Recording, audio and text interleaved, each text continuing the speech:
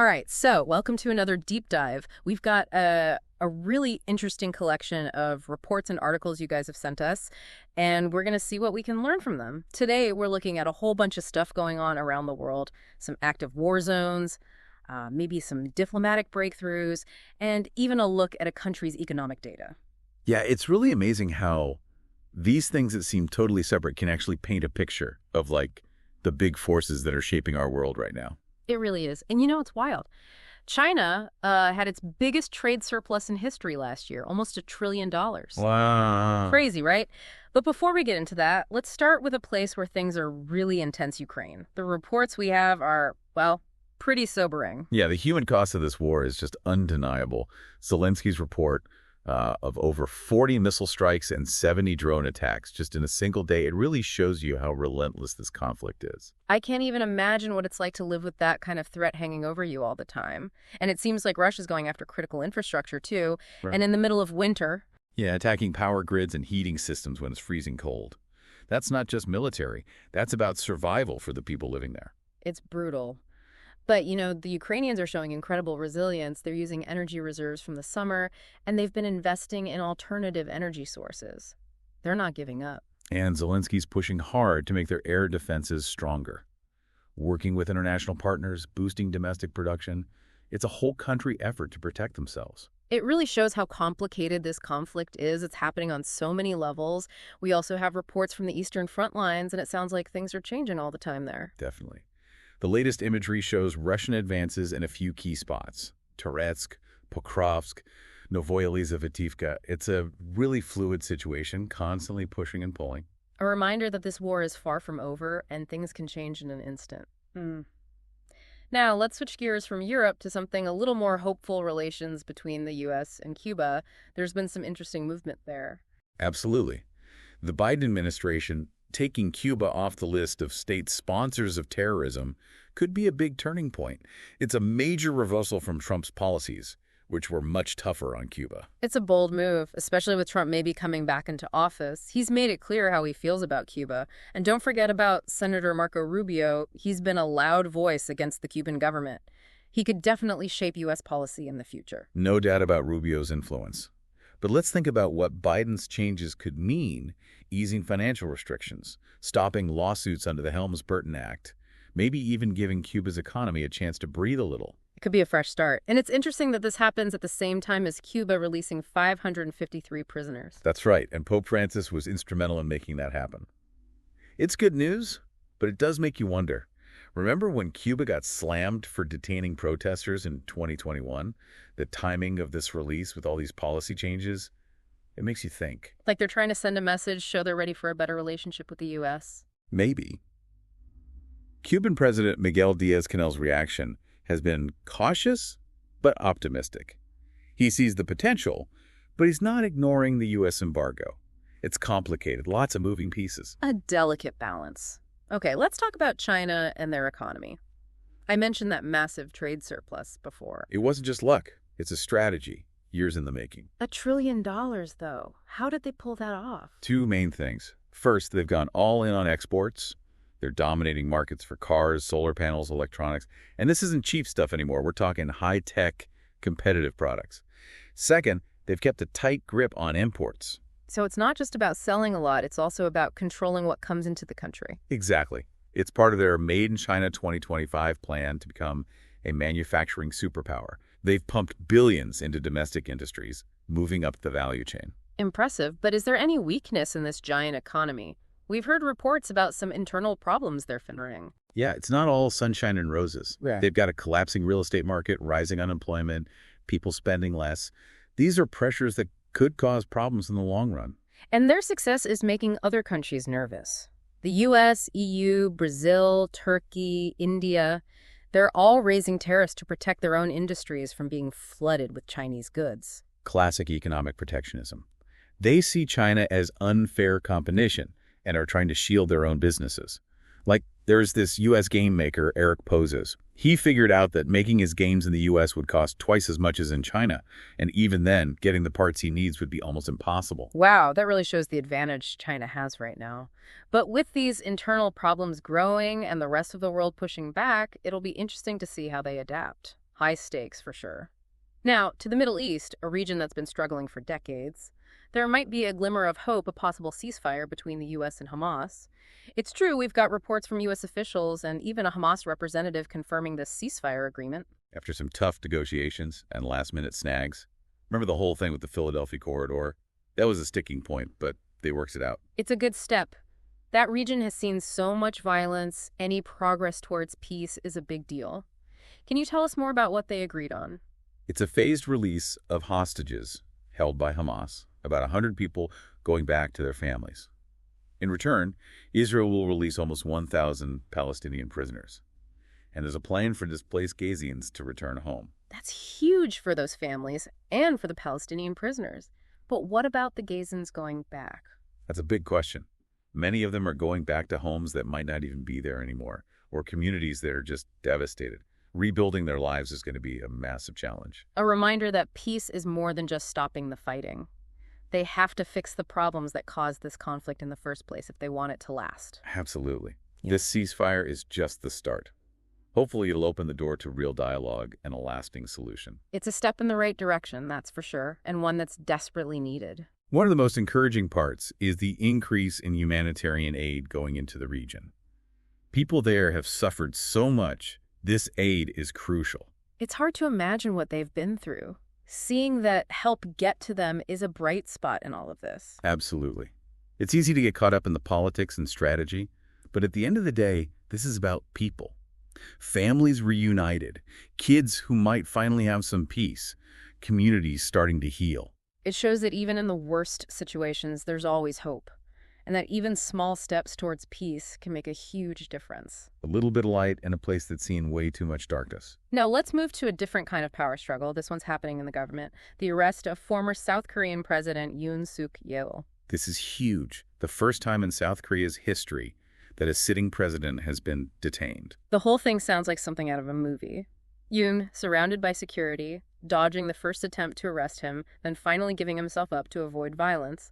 3,000 police officers surrounding his house before dawn. Yeah, pretty intense imagery. And then he's escorted to the CIO offices by a prosecutor, goes in the back way to avoid the cameras, and a man sets himself on fire near the interrogation site. You can feel the tension, the high stakes of this whole thing. This is way bigger than just a legal case. It's shaking up South Korea's political landscape. Absolutely. And the charges are serious insurrection for declaring martial law on December 3rd. That move caused a political and economic crisis and ultimately got him impeached. And now it's up to the Constitutional Court to decide his fate. This is a defining moment for South Korea's democracy. The whole world is watching. The U.S. praised South Korea for following its constitution. Japan's keeping a close eye on things. This is going to have repercussions far beyond South Korea. It's a test of democratic institutions and the rule of law. And in South Korea, it's dividing people. Most South Koreans want him impeached and think that martial law declaration was a bad move, but there's a vocal group who are still fiercely loyal to him. It's interesting, a lot of Yoon's supporters are comparing themselves to Trump supporters in the U.S. Claims of election fraud even stopped the steal signs at their rallies. It's a fascinating parallel. It shows how populism is on the rise globally and how it's challenging the way traditional politics works. Yeah. We're seeing this in a lot of different places. It's definitely something to pay attention to. It is, and the outcome of Yoon's case will definitely shape South Korea's political future. It'll be interesting to see what happens. It's a reminder that even in democracies that seem stable, things can change fast, and the actions of leaders have big consequences. Great point. We can't take stability and democracy for granted. We have to actively protect and nurture them. Well, we've covered a lot in this first part of our deep dive. The war in Ukraine, the potential U.S.-Cuba reset, China's economic power, the hope for peace in the Middle East, and the political upheaval in South Korea. Back again for more of our deep dive into what's happening around the world. Hope you're ready for round 2, because we've still got a lot to unpack. Yeah, we just dipped our toes into some pretty big issues there. We did, so maybe in this part we can zoom out a bit, see if there are any big themes or connections in everything we talked about. One thing that hit me was just how fast everything's changing. It's kind of hard to keep up, honestly. It's definitely a time of massive change, that's for sure. And whether that's exciting or scary, well, that depends on who you ask and how they see things. Yeah, that's true. I mean, just look at what's happening in Ukraine. It's a brutal reminder of what war does to people, the families, the communities, the whole country. Those reports are tough to read, the constant attacks, people forced from their homes, never knowing if they'll be safe. It's hard to imagine the strength it takes to keep going in that kind of situation. I know, it's unbelievable. But in the middle of all that suffering, you also see incredible courage. Ukrainians finding ways to keep going, adapt, come up with solutions. It's pretty inspiring. They haven't given up hope, that's for sure. It shows how powerful the human spirit can be, even when things are so bad. But it also makes you wonder what the long-term effects of all this will be. How will this change Ukraine, the region, even the whole world? It's tough to say, but I think this war is definitely shifting things. Countries are having to rethink their alliances, their defense plans, everything. And then you've got the US and Cuba maybe starting to mend fences. It's a hopeful sign, especially in a world that feels so divided right now. Hopeful, but I wouldn't say it's a done deal. They've got a lot of history to work through, and who knows what's going to happen with U.S. politics, but the fact that they're talking, trying to find some common ground, that's got to be a good thing. Makes you think, what if other countries with long-standing conflicts tried something similar? What if instead of digging in their heels, they focused on what they could agree on? Now that's a thought-provoking question. It takes a lot of courage to let go of the past and imagine a different future.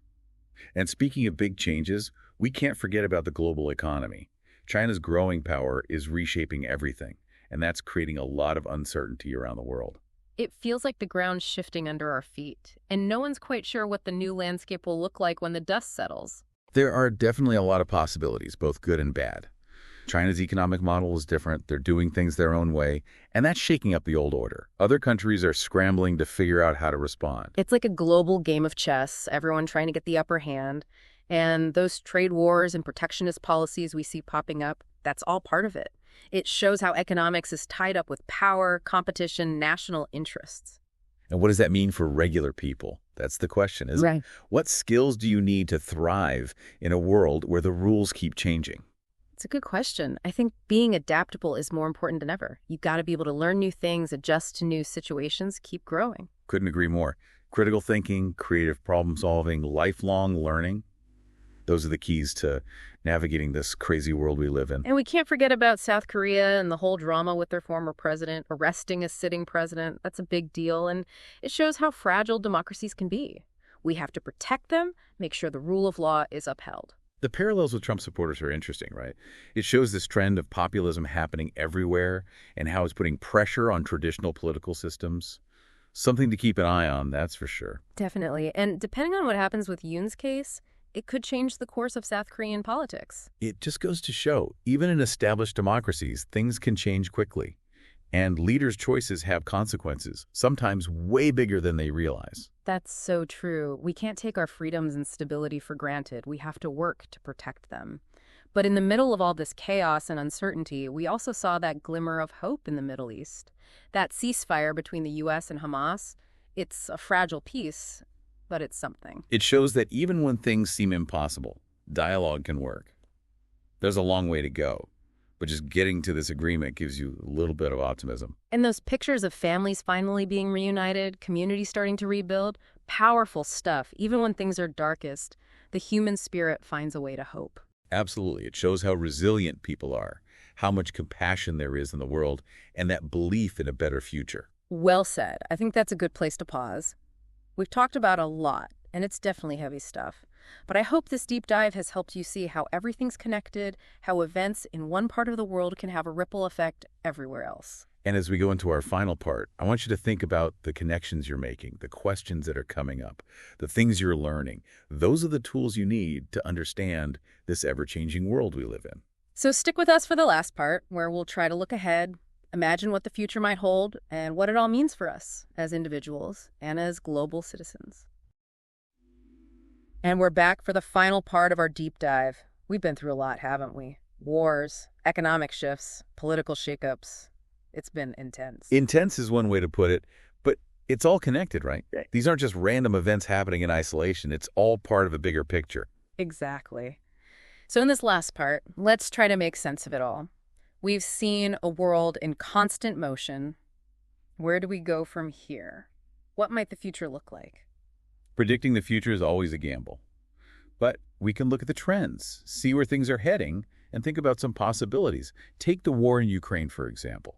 One thing that's really highlighted is the importance of energy security. Yeah, I see that.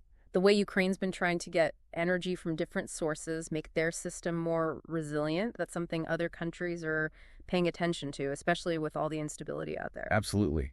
It could change the whole energy landscape, push countries away from those old fossil fuels, and speed up the move towards renewable energy. It's tragic, but maybe this conflict is pushing us towards a better future in that sense, making us rethink our energy systems, invest in sustainable solutions. It could be a turning point. And that shift to a greener energy future, that would have a huge impact on everything, the global economy, politics, even climate change. It's like a chain reaction. One thing leads to another, and suddenly the world looks different. And speaking of unexpected changes, what about that possible thaw between the US and Cuba? We'll have to see how that plays out. But if they can make it work, it could change things for the whole region. You might see other countries rethinking their stance on Cuba, maybe even more cooperation on things like trade and security. Imagine that one diplomatic move reshaping a whole region. It shows what's possible when countries choose dialogue, try to find common ground, even when they've got a tough history. It gives you hope. And let's not forget about China's economic rise. That's a force that's going to keep shaping the world, no doubt about it. They're focused on being self-sufficient, on innovation, on strategic investments. That creates both opportunities and challenges for everyone else. It's like a high-stakes poker game on a global scale, with countries trying to figure out their next move, secure their position. Strategic thinking, adaptability, being open to change. Those are the qualities that are going to matter in this new world. The ones who can handle the pressure, they'll be the ones who come out on top. It's a lot to think about, all these big forces at play. What does it all mean for us regular folks? It can feel kind of overwhelming, honestly. It's true, it's complex stuff. But I think the main takeaway is to stay engaged, stay informed, and be ready to adapt. We need to understand what's happening in the world, think critically about the information we're getting bombarded with every day, and keep learning. Be proactive, not reactive, right? Equip ourselves with the knowledge and skills to navigate this world that's constantly shifting. Exactly. And remember, we're not just bystanders in all of this. Our choices matter, our actions matter, our voices matter. Well said. As we wrap up this deep dive, I want to leave you with this thought. The world's a complicated place, full of challenges, but it's also full of possibilities. If we stay informed, stay engaged, and keep that spirit of curiosity and adaptability alive, we can not only survive these turbulent times, but actually help shape a better future. It's a journey, a constant process of learning and discovery, and we're all in this together. Thanks for joining us on this deep dive. Hope you found it valuable, got you thinking. Until next time, keep exploring, keep asking those tough questions, keep learning, and we'll see you again soon.